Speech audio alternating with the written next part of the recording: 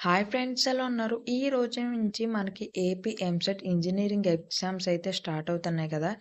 ఇందులో physics subject కంప్లీట్‌గా మేము సిలబస్ అనేది చదవలేం అనుకునే వాళ్ళు, నేను మీకు ఈ వీడియోలో చూపించబోయే చాప్టర్స్ చదివితే గనక ఈజీగా 25-30 మార్క్స్ అయితే మీరైతే ఎగ్జామ్‌లో తెచ్చుకోవచ్చు. ఎందుకంటే నేను చూపించబోయే ఈ చాప్టర్స్ నుంచి కన్ఫర్మ్‌గా 2-3 క్వెషన్స్ అయితే మీకు ఎగ్జామ్‌లో అయితే రాబోతున్నాయి. సో, వీడియోని స్కిప్ చేయకుండా ఎండింగ్ వరకైతే చూడండి. ఫ్రెండ్స్, ముందుగా వీడియోని అయితే ఒక లైక్ చేయండి. ఛానల్‌ని సబ్స్క్రైబ్ చేసుకోవడం మాత్రం మర్చిపోకండి.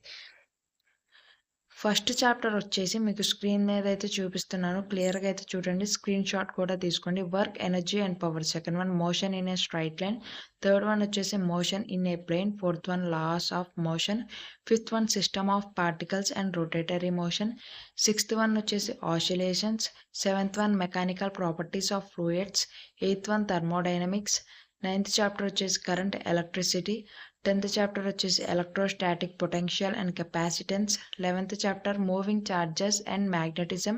ఫైనల్ వన్ వచ్చేసి సెమీ కండక్టర్ డివైస్.